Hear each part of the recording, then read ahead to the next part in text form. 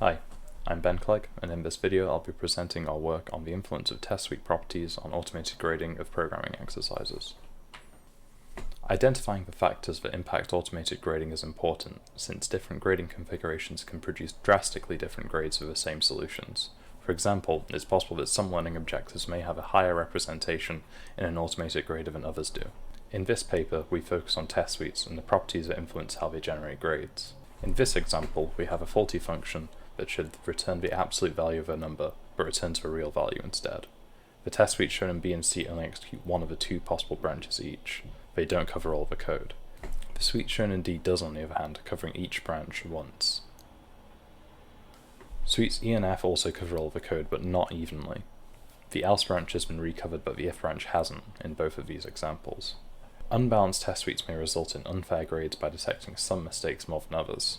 In this case, E and F result in different grades due to an edge condition where x is 0. This test suite fails to detect faults since it doesn't include any assertions.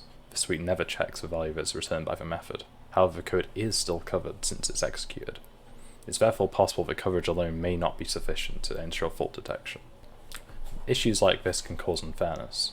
Grades might not be applied consistently across student solutions. Some students may receive grades that are too high or too low compared to the learning objectives that they've covered. Students may not receive feedback if their mistakes are not detected. Failure to detect students' mistakes might also hinder teaching. Tutors might not be fully aware of the difficulties that some of their students face. We performed an empirical study to investigate two research questions. First, how much do grades vary with different test suites? Second, which properties of test suites impact grades?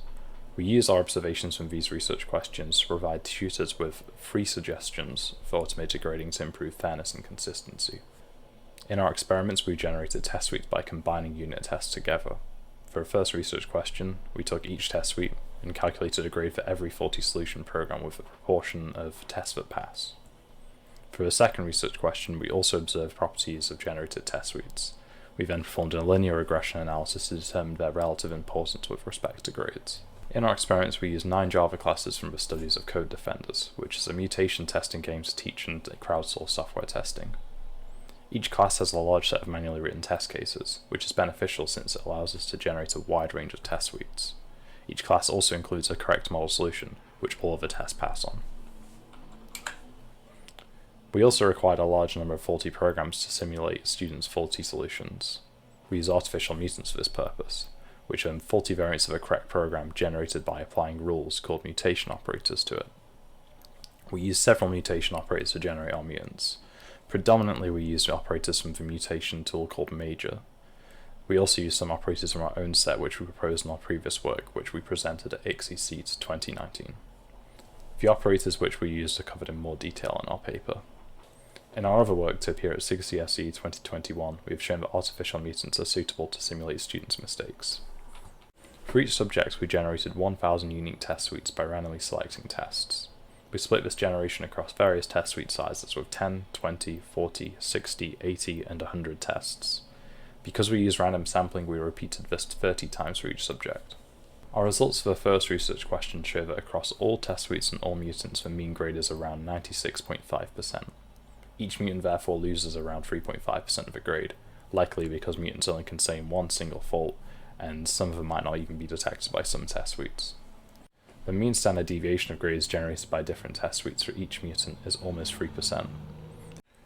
This standard deviation accounts for a significant amount of the possible range of grades, at around 84% of the lost grades. This variability in lost grades is more prevalent in smaller test suites. For research question 2, we measured 3 properties for each given test suite. The first is line coverage, which is simply the proportion of mutants lines that a test suite executes. The second is line recoverage. Some lines are covered by multiple tests in a test suite, they're recovered. For example, if a line is covered by 3 tests, it's recovered twice. The line recoverage metric is therefore the average number of times that each line of a mutant is recovered by a test suite. Finally, we have the mutation score, which is the proportion of mutants excluding the mutant under test that were detected by the test suite. Across all generated linear models, the average beta coefficients indicate that coverage typically has the greatest impact. Mutation score and recoverage also have an impact with a similar impact to each other. The impact of these properties does however vary between subjects and test suite sizes and mutants themselves. The plots on the right are the grades with respect to each property, coverage, recoverage, and mutation score for the lift subject, with suites containing 10 tests each. This subject has beta coefficients that are similar to the average of all models. As you can see, different mutants of this subject behave differently with respect to the different properties. For example, for mutant Z, which is at the bottom, the impact of recoverage is the most significant. It is likely that this mutant is often detected by any test that covers it, so recovering it will decrease its grade significantly. However, the combination of all of this mutants behaves similarly to the averages of all subjects when combined. Our observations helped us to make 3 suggestions to tutors in making auto-grading test suites. The first is that test suites should achieve 100% coverage on the model solution. As our results show, coverage has a significant impact on generated grades, so maintaining a constant level of coverage is beneficial. As illustrated by our examples from earlier, if a student makes a mistake on an uncovered line, no test will detect it, as in listing B. Failing to detect this mistake means that the student will receive a grade that's too high and no feedback on how to improve. As a result, poor practices may be unintentionally reinforced. In addition, only covering some lines may create unfair grades when mistakes are made in these covered lines, as in listing C. Our second suggestion is that tutors should be wary of unevenly recovering lines when developing their test suites. Mistakes that are heavily recovered are more likely to be detected by more tests. If a student makes a mistake that is detected by multiple similar tests, they'll lose a disproportionate amount of grades. This may not reflect the learning objectives of a task in some cases, such as if 2 equally important learning objectives have different numbers of tests. Recovering some aspects of a code may be beneficial if it reflects a particularly important learning objective, however. For example, in the implementation of an absolute function, understanding how to apply an operator to inverse negation could be a learning objective. As such, covering this case could indeed be beneficial, though this should be approached with caution. Our final suggestion is that tutors should run their test suites against either real or artificial solutions to ensure that they can detect faults. Simply covering the line of code may not detect a fault that's present. Some mistakes may only cause incorrect behavior to occur under specific edge cases. If existing students' faulty solutions are available, they may be useful for enhancing test suites, for example to improve fault detection or to balance test suites to reflect learning objectives better. Student solutions are not always available, however. In such cases, mutation analysis can be used to assist in improving fault detection, as dictated by the coupling effect. A test suite that detects simple faults, i.e. mutants, is likely to detect complex real faults. In this study, we found that different test suites can cause different grades to be generated for the same faulty solutions. We also found that properties of test suites can have a significant impact on generated grades, especially coverage. These properties can be controlled to some extent by proactive test suite design.